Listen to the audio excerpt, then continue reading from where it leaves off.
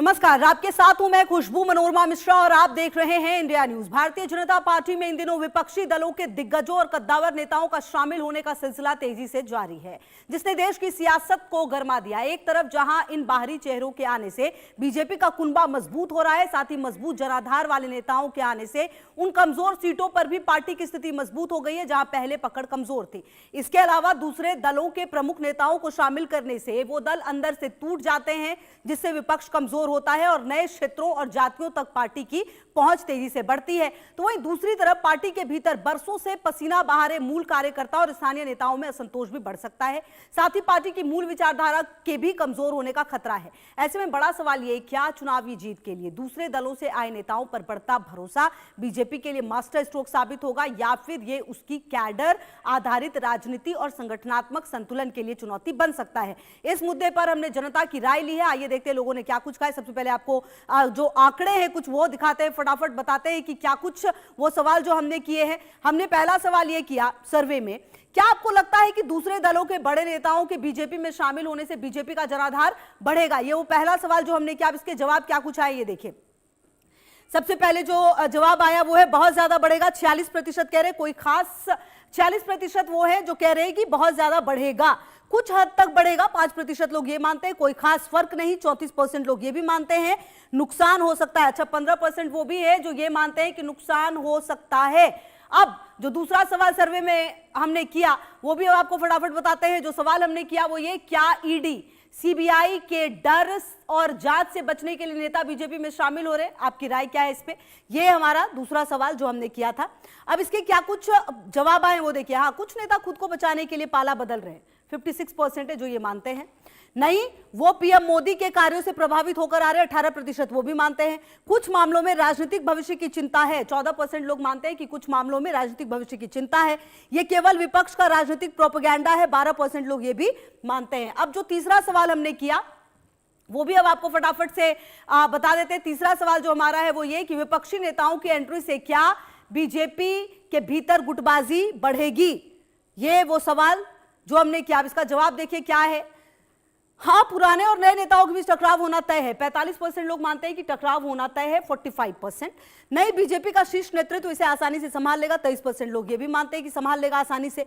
Ticket बंटवारे में थोड़ी दिक्कत आएगी, 26% लोग ये भी कह रहे हैं कि टिकट बंटवारे में दिक्कत आएगी। वहीं कह नहीं सकते 6% हैं जो कह रहे हैं कि कह नहीं सकते। अब जो सवाल हमने फिर किया वो ये कि बाहरी नेताओं को शामिल करने से बीजेपी के मूल कैडर पर क्या असर पड़ेगा? ये भी वो सवाल जो हमने किया। अब इसका जवाब देखिए क्या है। उनका मनोबल टूटेगा और असंतोष बढ़ेगा, 37% लोग ये मानते हैं कि उनका मनोबल टूट जाएगा, असंतोष बढ़ जाएगा। वो पार्टी के फैसले को मानकर जुटे रहेंगे, 21% लोग ये मानते हैं कि वो जुटे रहेंगे। निष्क्रिय हो जाएंगे, 11% वो है जो कह रहे हैं कि निष्क्रिय हो जाएंगे। इसके अलावा ये केवल कुछ समय की नाराजगी है, 31% लोग ये भी कह रहे हैं कि ये कुछ समय की ही नाराजगी है। अब जो पांचवा सवाल हमने किया वो भी जानिए फटाफट। विपक्षी नेताओं के आने से बीजेपी को चुनावी तौर पर क्या फर्क पड़ेगा? सीटों की संख्या में भारी बढ़ोतरी होगी, 28%, 28% लोग मानते हैं कि सीटों की संख्या में भारी बढ़ोतरी होगी। कुछ सीटों का ही फायदा हो सकता है, 25% लोग ये भी मानते हैं। वहीं कोई खास फर्क नहीं पड़ेगा, ब्रांड मोदी ही काफी है, 31%, यानी सबसे ज्यादा लोग मानते हैं कि ब्रांड मोदी काफी है। पार्टी के मूल वोटर दूर हो सकते हैं, 16% लोग ये भी मानते हैं कि पार्टी के जो मूल वोटर हैं वो भी दूर हो सकते हैं। इस तरीके की अगर लगातार गुटबाजी देखने को मिली और बाहरी नेताओं को, जो बाहरी पार्टी के हैं, उनको अगर शामिल किया गया। मेरे साथ राजकुमार पाल जी, नेता बीजेपी, जुड़ गए हैं और बहुत स्वागत है आपका राजकुमार जी मेरे साथ जुड़ने के लिए। यश श्रीवास्तव भी, प्रवक्ता कांग्रेस, मेरे साथ जुड़ेंगे। सर, आपका बहुत स्वागत है। पाल सर, मेरा पहला सवाल ये है, इस तरीके से जो बड़े बड़े पिछले कुछ समय में हमने देखा है जनप्रतिनिधियों को आप लोगों ने ना सिर्फ बीजेपी में वो शामिल हुए हैं बल्कि बड़े बड़े पद मिले, चाहे बात शुभेंदु अधिकारी की हो या फिर बात हिमंता बिस्वा शर्मा की हो या फिर और भी कई बड़े ऐसे जनप्रतिनिधि हैं जिनका मूल कैडर जो है वो कांग्रेस का रहा था, लेकिन अब वो अन्य पार्टियों में भी वो रहे, लेकिन अब वो बीजेपी में आए और शीर्ष नेतृत्व ने उन पर बड़ा भरोसा किया है। क्या बीजेपी के अंदर जो जमीनी कार्यकर्ता है उनमें काबिलियत नहीं है या फिर इनमें ज्यादा काबिलियत है इसीलिए इनको शामिल किया जाता है? क्या कारण क्या है पिछले कुछ दिनों में ये जो इतनी ज्यादा बढ़ोतरी हुई है इसकी? नमस्कार मेरे चैनल के श्रोताओं और आपको भी। देखिए, भाजपा एक संगठनिक पार्टी, संगठन की पार्टी है और इसके अंदर हमारा असली पूंजी कार्यकर्ता ही है।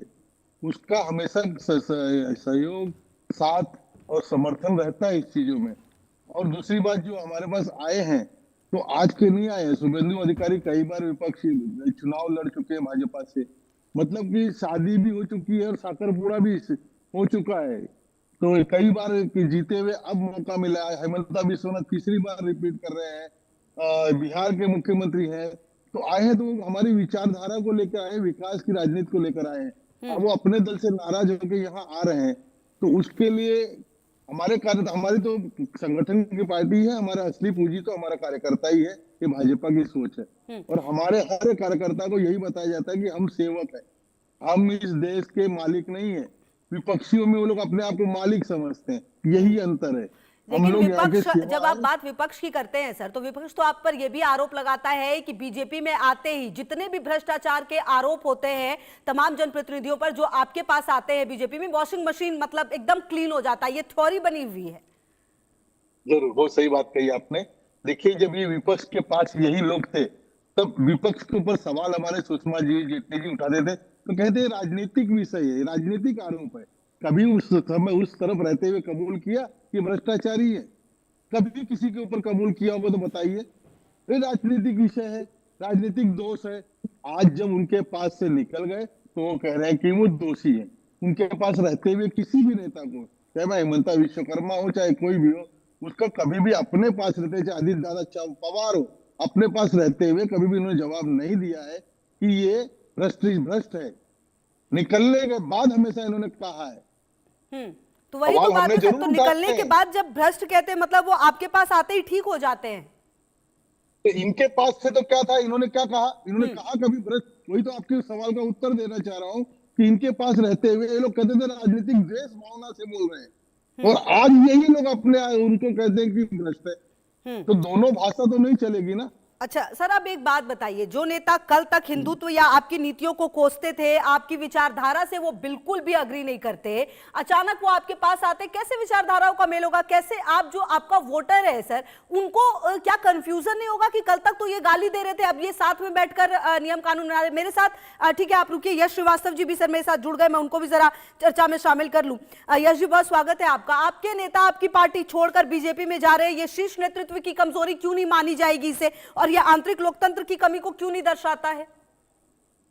नहीं, ये लोकतंत्र की कमी नहीं है, ये बीजेपी आरएसएस की बदनीयती है। अच्छा महोदया, आप जानती हैं कि बीजेपी आरएसएस वालों ने किस तरीके से ये किया। ये ऐसे ही नहीं होता।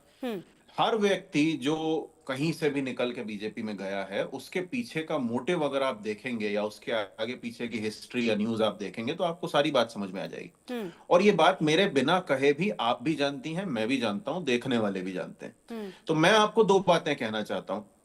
पहली ये कि 2012 में एक एवेंजर्स नाम की एक फिक्शनल फिल्म आई थी।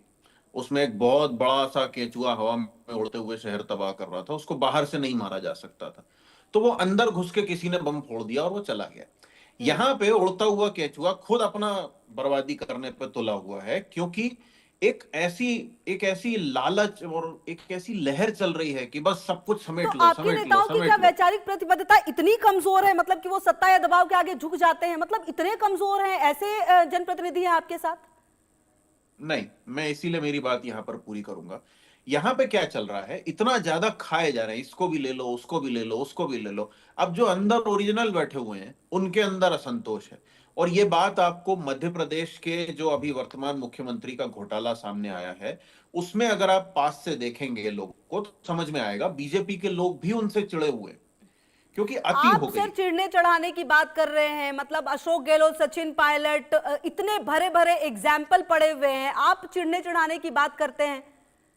मतलब आपकी तो पार्टी के अंदर मतलब सब कुछ ठीक है, मतलब आप ये कह रहे हैं? नहीं नहीं, ना तो सचिन पायलट कहीं गए, ना अशोक गहलोत जी कहीं गए। ज्योतिरादित्य सिंधिया तो निकल गए। तो मैंने आपको कहा ना, आप जिस भी ऐसे व्यक्ति का नाम लेंगी उसके आगे पीछे की न्यूज देखिए, उनका इतिहास देखिए।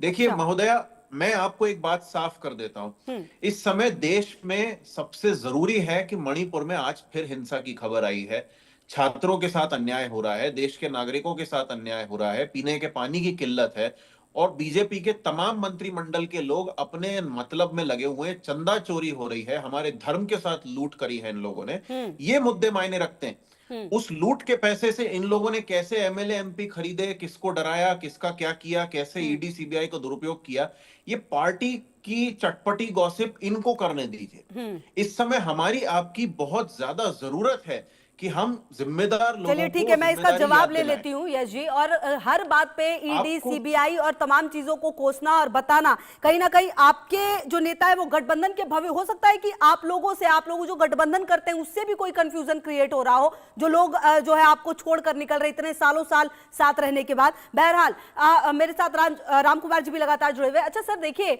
ये जो आरोप है ये तो है ही, मतलब कुल मिलाकर आप लोग ईडी का, सीबीआई का डर दिखाते हैं, इतने बड़े बड़े मुद्दे हैं। और अच्छा, सबसे बड़ी बात क्या है कि आपकी पार्टी में आते ही इतने बड़े बड़े पद आप लोग दे देते हैं। आपके यहाँ इतने कार्यकर्ता हैं, क्यों उन लोगों में असंतोष क्यों नहीं हो सकता है? विचारधारा की बात जो मैंने कही कि विचारधारा की लड़ाई क्यों नहीं हो सकती है? कल तक वो हिंदुत्व के विरोध में थे, आज आपके साथ वो झंडा फहराने लग रहे हैं हिंदुत्व के।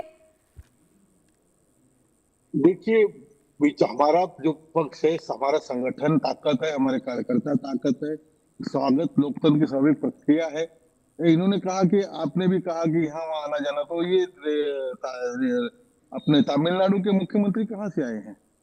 और अभी अभी कर्नाटक में इन्होंने जो हमारे लोगों को फोड़ के ये राज्यसभा जीती है, तो ये तोड़फोड़ सब, ये उनका सबका काम मतलब है आप ये कह रहे हैं कि तोड़फोड़ हर जगह चल रही है रामकुमार पाल जी, मतलब इट्स न्यू नॉर्मल डेमोक्रेसी में। आपका कहना है कि ये जो तमिलनाडु के मैं आ रही हूँ मुख्यमंत्री है, यश श्रीवास्तव जी। हाँ, कहाँ थे?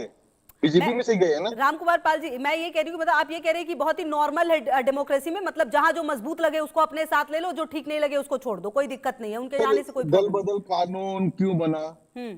और इसके पहले तो कांग्रेस के जमाने में तो कई सौ लोग, अच्छा, एक बात मेरे को, मैं यश श्रीवास्तव जी आपके पास आ रही हूं। राम कुमार जी, एक बात का जवाब दे दीजिए, अभी जो लेटेस्ट हुआ है, मतलब ये जो टीएमसी से जो टूट कर आपके पास सब आए हैं, मतलब कल तक कतार में बैठकर पीएम मोदी को पानी पी पी कर इन्होंने ना जाने क्या क्या कहा चुनाव के दौरान, और तमाम बातें कही गई। आज वो आपके साथ हैं, मतलब कहीं तो रुकना पड़ेगा, मतलब विचारधारा कुछ तो एक चीज होती है।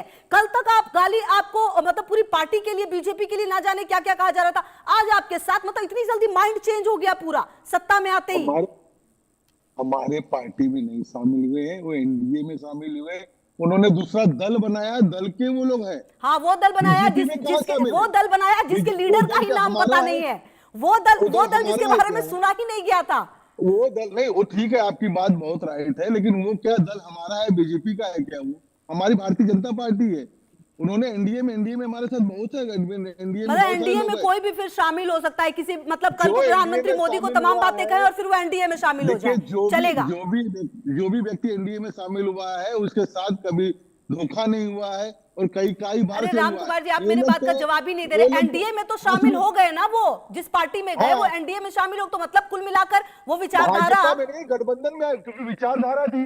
आज वहां पे बंगाल के अंदर अंडे क्यों मार रहे हैं? इन्होंने अन्याय किया, इन्होंने जो अन्याय किया उसका जवाब इनको मिल रहा है। तो जो गलत का जवाब न मिलना चाहिए, हमने हमारी पार्टी में नहीं लिया है। अच्छा ठीक है, मतलब न्याय किया, अब आपको अब वहां पर न्याय मिल जाएगा। ठीक है, यश श्रीवास्तव कुछ कहना चाह रहे थे, यश जी जवाब दीजिए रामकुमार पाल जी के सारे आरोपों का। और बड़ी बात यह भी है कि आपके यहाँ जो है वो जगह नहीं मिलती जनप्रतिनिधियों को, इसीलिए वो जगह तलाशते हुए निकल जाते हैं, चाहे वो हिमंता बिस्वा शर्मा हो, शुभेंदु अधिकारी हो, या फिर और भी बड़े जनप्रतिनिधि हो।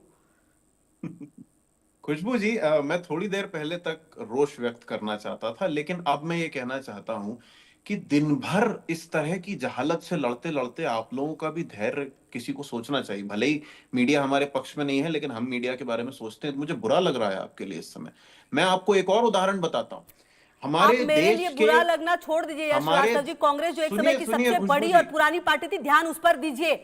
डबल डिजिट में बड़ी दिक्कत से आप आए, और मीडिया सर अपना देखिए, मीडिया कभी किसी को बुरी लगेगी ही, चाहे हम जिस जहां पे भी बोले। मीडिया का छोड़ दीजिए, आप अपनी बात रखिए जी। इस देश के कॉमन सेंस के साथ कितना गलत हो रहा है, मैं उसका एक उदाहरण आपको दिखाता हूँ।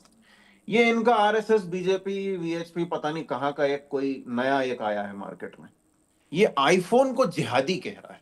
आईफोन जिहादी है क्योंकि ये हमारे बोलने से जवाब नहीं देता, किसी और के बोलने से जवाब देता है। ये हालत है बीजेपी आरएसएस के लोगों की, और ये हमारे देश की सत्ता में बैठे हैं। इससे ज्यादा बड़ी ट्रेजेडी इस देश में कभी नहीं हुई, खुशबू जी।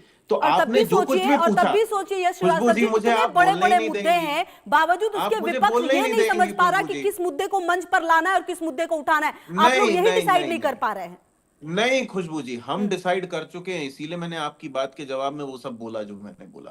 लेकिन आपने खुद इतनी कोशिश करी, क्या आपको रामकुमार पाल जी से एक भी जवाब मिला जो आपके सवाल के तारतम्य में बैठे हैं? देखिए, मुझे तो मेरा नहीं काम लगता। सवाल करना है, जवाब देना, गोल मटोल करना, वो तो देखिए वो करेंगे ही, और आप भी करते और हैं, वो मेरा भी करेंगे काम अपनी है अपनी जगह इस पर। बात को रेखांकित करना कि इस देश के साथ क्या हो रहा है। इस देश में, मैं फिर कह रहा हूं, इस समय मणिपुर बड़ा मुद्दा है, छात्रों का न्याय ये बड़ा मुद्दा मुद्दा है। लेकर आइए ना, जिस फिर धर्म के 10-10 नाम पे दिन 15-15 दिन का ब्रेक क्यों ले लेते हैं? राहुल गांधी जाते हैं कहां कोटा, ब्रेक वहां ले से रहे फिर हैं? 20 कौन दिन के ब्रेक बाद ले रहा कहते है? हैं कि हम आएंगे।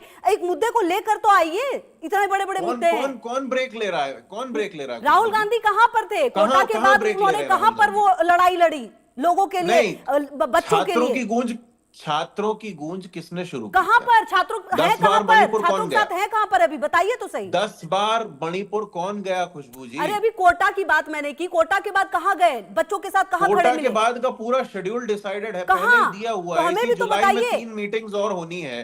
क्या बात कर रही हैं ठीक खुशबू है, जी? चलिए ठीक है। राजकुमार जी, रामकुमार जी, देखिए सर, ये बात तो है ही कि जिस तरीके की राजनीति अभी फिलहाल चल रही है, मतलब कि राजनीति का कुछ रह नहीं गया है। मतलब अपनी विचारधारा है, उसके साथ कभी कोई शामिल हो जाए, मतलब अपने फायदे के लिए जब जिसको शामिल करना हो कर लो, बाकी कोई इफ बट की दिक्कत नहीं है। देखिए खुशबू जी, हाँ। बड़े सम्मान से कहता हूँ कि इनके में हमारे में अंतर क्या है। ये आपस में लड़ते हैं। यूपी का कलकत्ता में क्या कि इन्होंने सारी सीटों पे नहीं लड़ाई लड़ी। इन्होंने क्या ममता जी को बोला नहीं कि वो भ्रष्ट है, वो बीजेपी को एंट्री दे रही है। हर जगह ये लोग अपोज में लड़ते हैं। आप बताइए कि हम कहाँ एआईडीएमके के अपोजिशन में, हमने एनडीए के अपोज में हम कहाँ लड़ते हैं? इनका खुद का सूत्रधार नहीं है, इनका कोई ठिकाना नहीं है। और ये जो कह रहे हैं कि चंदा चोरी, अरे भाई, चंदा चोरी के लिए खुशबू से बचाने की बात की है क्या? जो एफआईआर करेगा वो चोर एफआईआर करता है, चोर एसआईटी गठित कराता है। लेकिन गलत हुआ है तो गलत हुआ, उसका हम कभी पक्ष नहीं ले रहे। इसकी पूरी न्यायिक जांच होनी चाहिए, और जो गुनहगार है वो चाहे कोई भी हो, कितना भी बड़ा हो, वो अंदर जाना चाहिए।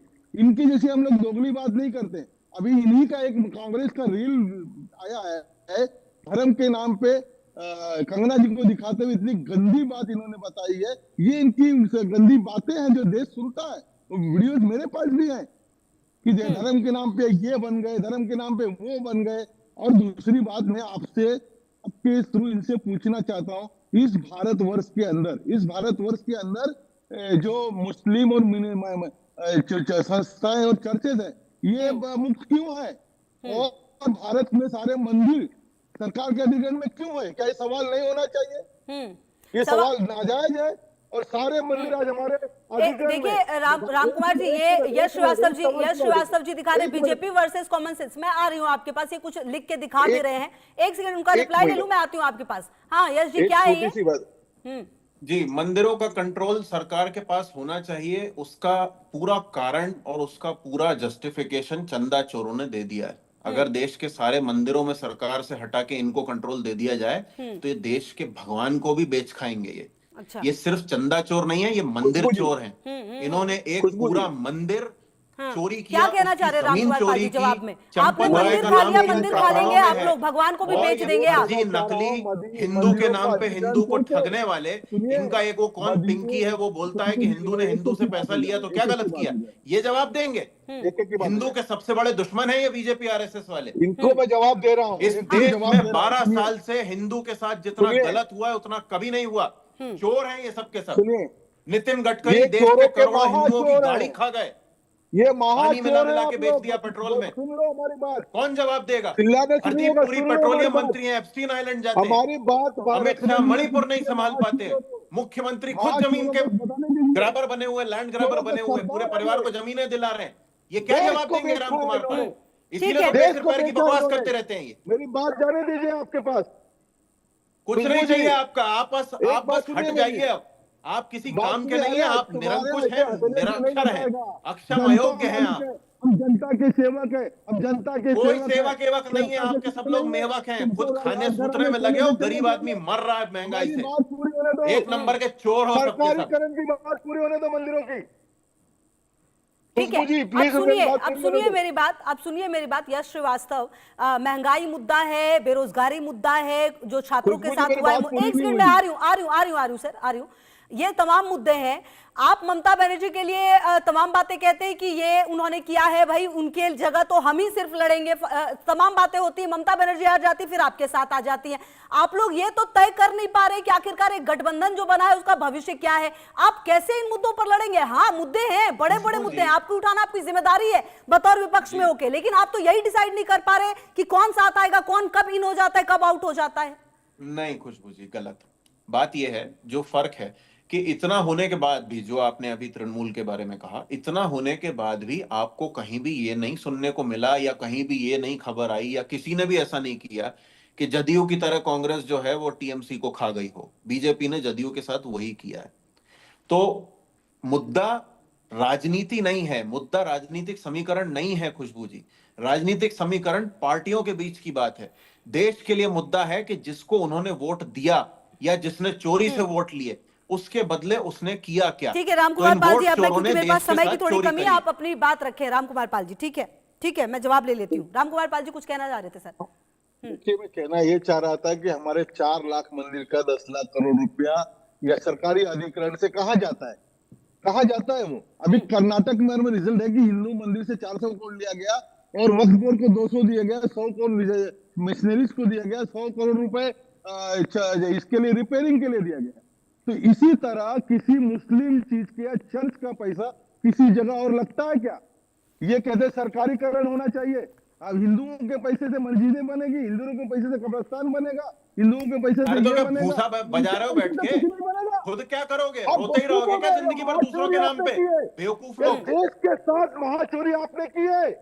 ये और चुप आपने करो लाया ओए, इस कानून को। चोर। देखिए यश श्रीवास्तव जी, ऐसे पर्सनल पर्सनल मत हो जाइए इस तरीके से। ये भाषा जो है ये प्लीज, ठीक है, चलिए ठीक है, बात रख रहे हैं ठीक है, फाइन। आप यही, आप चलिए, मैं उम्मीद करती हूँ ये आप पोस्टर बैनर यहाँ पे जो लिख रहे हैं ना, ये आम जनता तक भी ये मैसेज जो है वो पहुंचा पाए। देश में मुद्दे बड़े बड़े, बहुत शुक्रिया आप दोनों का मेरे साथ जुड़ने के लिए और बातचीत करने के लिए। कुल मिलाकर देखिए मुद्दे बड़े हैं, लेकिन सवाल यही है कि आखिरकार कौन पहुंचा पाएगा और कौन समझा पाएगा कि ये चीजें। और ये जो दल बदल और ये जो पार्टियों में बड़े बड़े जनप्रतिनिधि कल को इधर दिखते हैं फिर आज इधर दिखते हैं, ये कब रुकेगा और किससे कितना फायदा है इसको पार्टियों को, ये भी समय बताएगा। बहरहाल इस खास पेशकश में इतना ही। रहिए हमारे साथ, देखते रहिए इंडिया न्यूज।